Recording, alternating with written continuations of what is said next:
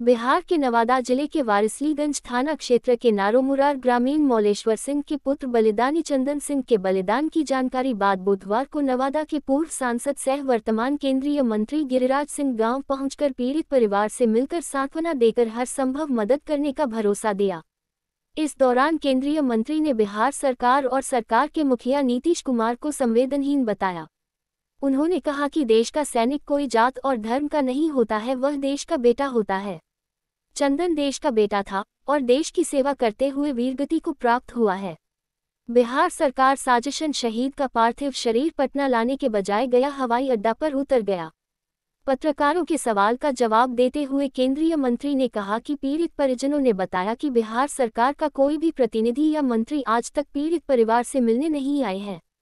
बिहार सरकार के कोई भी मंत्री व प्रतिनिधि के पीड़ित परिवार से नहीं मिलने व किसी प्रकार के संवेदना व्यक्त नहीं करने को सैनिकों के प्रति अपमान बताया।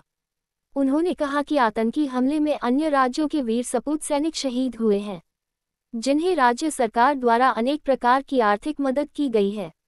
इन्हें भी आर्थिक मदद की जानी चाहिए थी, लेकिन संवेदनहीन सरकार को इससे कोई मतलब नहीं रह गया है।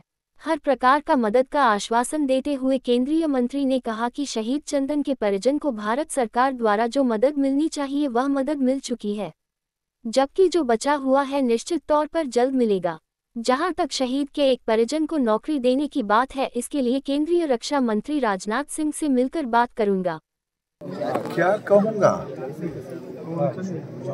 दुर्भाग्यपूर्ण है।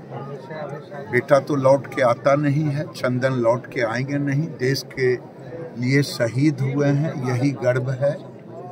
लेकिन दुख है गांव के लोगों का, उनके परिजनों का, कि बिहार सरकार एक तो पटना में लैंड नहीं करवाया, गया में लैंड करवाया, और कोई उनके मंत्री संतरी नहीं आए।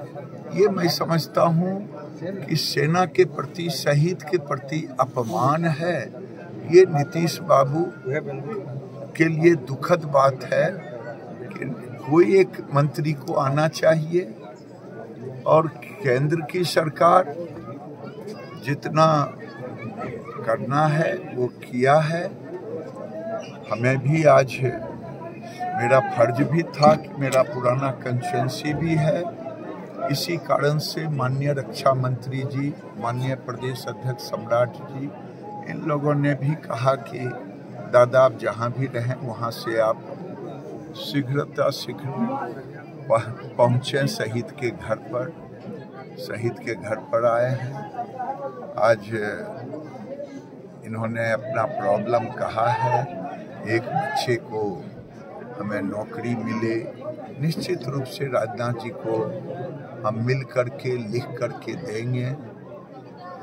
ये गर्व की बात है कि नारोमुरारो का बेटा शहीद हुआ। सर एक सवाल है, जातीय जनगणना हो, शहीद हुए चंदन, लेकिन सवाल यह रहा कि क्या ये जातीय जनगणना का फैक्टर देखने को मिला? तो कोई सम्मान में कोई मंत्री नहीं आए, सत्ता पद में रहते कोई ट्वीट नहीं हुआ।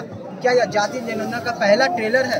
नहीं, मैं ये नहीं मानता। मुझे याद है कि एक बार हम सरकार में नहीं थे, और आगे सरकार में नहीं थे, शहीद का शव आया था, उनके एक मंत्री ने एक बयान दिया था। आज तक मुझे याद है कि सेना में लोग जाते ही हैं मरने के लिए। मुझे लगता है ये आरजेडी और नीतीश कुमार की सोच का प्रतिफल है। सेना न किसी जाति का होता, सेना राष्ट्र का होता। सेना अगर गांव का होता, वो लड़का मनीष चंपारण का है, सैकड़ों लोगों के साथ यहाँ आया। सेना की कोई पूरे नवादा जिला कल्टा हुआ था शव यात्रा में। सेना की कोई जात नहीं होती।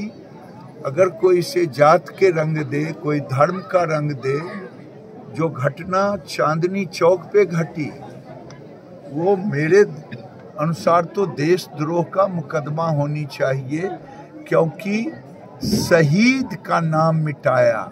शहीद के फोटो को आग लगाया, ये देशद्रोह का काम किया है।